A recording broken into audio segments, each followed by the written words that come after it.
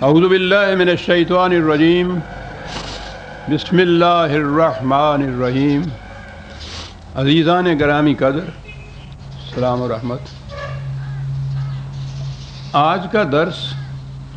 اس تقریب کے لیے مختص ہے جسے یوم پاکستان کہہ کر پکارا جاتا ہے۔ تغیرات زمانہ کی ستم ظریفی بھی عجیب حیرت افزا ہے کہ واقعہ وہی ہوتا ہے لیکن اس کے تاثرات یکسر بدل جاتے ہیں۔ کبھی اس تقریب کی آمد سے ہمارے احساسات کی دنیا کا یہ عالم ہو جاتا تھا کہ پھر نظر میں پھول مہکے، دل میں پھر شمع جلی، پھر تصور نے لیا اس بزم میں جانے کا نام۔ 23 مارچ 1940 جس جگہ اب مینار پاکستان استادہ ہے، وہاں مسلم لیگ کے سالانہ اجلاس کا شاہانہ پنڈال، اس پنڈال کے باہر طلوع اسلام کا شامیانہ جو سیاسی مذاکرات کا مرکز تھا، ذوق و شوق کی ایک نئی دنیا، جوش و خروش کا ایک نیا عالم۔ وہ دنیا، وہ عالم، وہ ذوق و شوق ایک ایک کر کے میری نگاہوں کے سامنے سنیما کے پردہ کی طرح سے گزر رہا ہے، لیکن اب اس انداز سے کہ یاد اس کی آئی، غم تازہ ہوا۔ غم کسے کہتے ہیں اندازہ ہوا۔ قوموں کی تاریخ میں اس قسم کے واقعات کہیں صدیوں میں جا کر رونما ہوتے ہیں، لیکن شاید یہ ایٹامک ایج کا نتیجہ ہے کہ ابھی کل تک ہم اس تقریب کو ہزار شادمانیوں کے ساتھ منایا کرتے تھے، لیکن آج آپ احباب شہر سے آئے ہیں،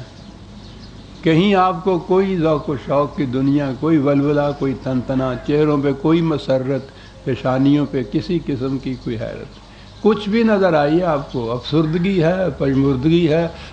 واقعہ وہی ہے، تاریخ وہی ہے، لیکن اس کے تاثرات میں یہ تغیر واقعہ ہو گیا کہ وہاں شہر سے گزرتے ہوئے شاید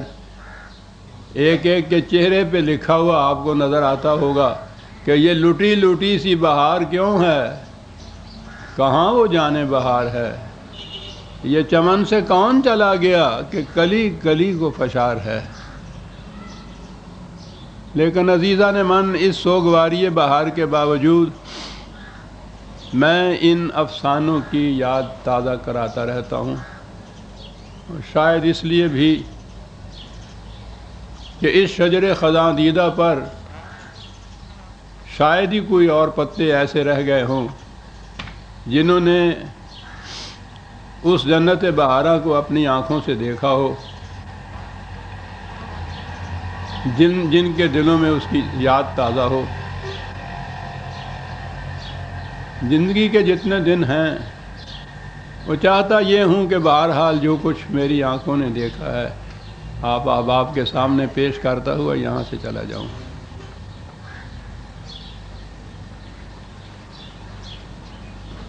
لیکن میں اس داستان کا آغاز 1940 سے نہیں کیا کرتا، اس سے 70-80 برس پیچھے سے جا کے کیا کرتا ہوں، جب ایوان پاکستان کی بنیاد کی سب سے پہلی اینٹ رکھی گئی۔ اور وہ داستان کچھ اس طرح سے ہے کہ استعارے کے انداز میں یوں سمجھیے کہ کہتے ہیں کہ جب سیمرغ کو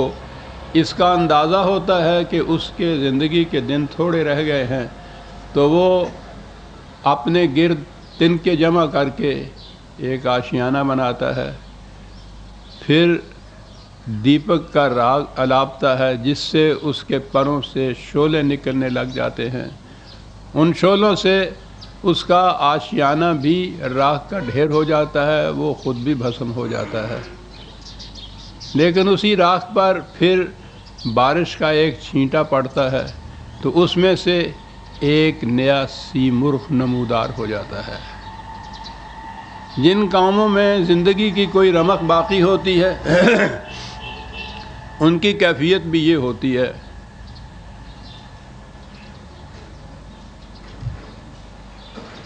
انقلاب زمانہ ان کو راکھ کا ڈھیر بنا دیتا ہے، لیکن وہی زندگی کی رمق جو ان کی خاک میں دبی ہوئی ہوتی ہے، کچھ وقت بعد یوں کہیے کہ تغیر حوادث کا ایک چھینٹا پڑنے سے اس میں سے ایک نیا سیمرغ نمودار ہوتا ہے جو اس قوم کے لیے حیات تازہ کا پیغام دیتا ہے۔ یہ ہے وہ موقع جہاں سے میں اس داستان کا آغاز کرتا ہوں، اور پاکستان کی داستان کا آغاز ہی یہیں سے ہوتا ہے جو میں عرض کر رہا ہوں۔ اقبال نے اسی کے لیے غالباً کہا ہے کہ ہو صداقت کے لیے جس دل میں مرنے کی تڑپ،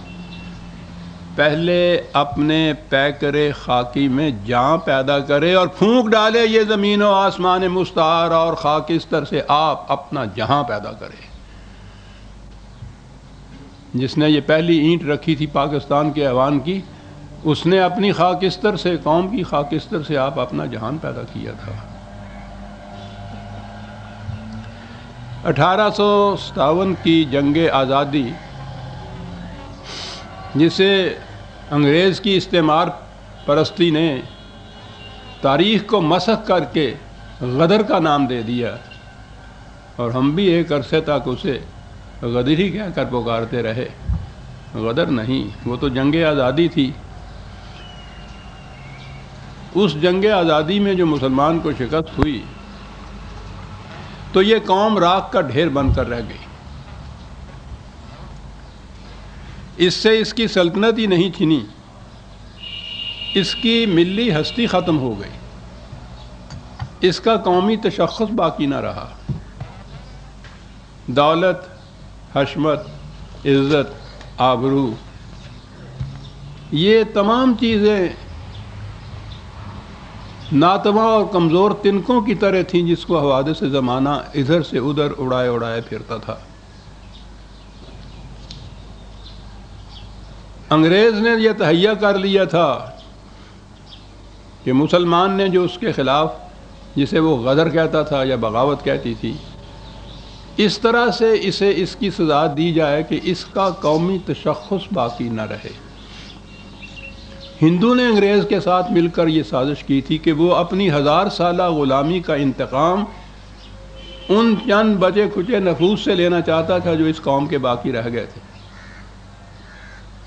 حالت اس زمانے میں کیا تھی؟ لال محمڈنز آف انڈیا کے مصنف نے، ابھی آگے چل کے میں بتاؤں گا کہ یہ مصنف بھی کون تھا، اس نے اس حالت کا نقشہ کچھ ان الفاظ میں کھینچا ہے کہ اس وقت کوئی آفت ایسی برپا نہیں ہوئی جس کے متعلق یہ نہ کہا گیا ہو کہ اسے مسلمانوں نے برپا کیا تھا،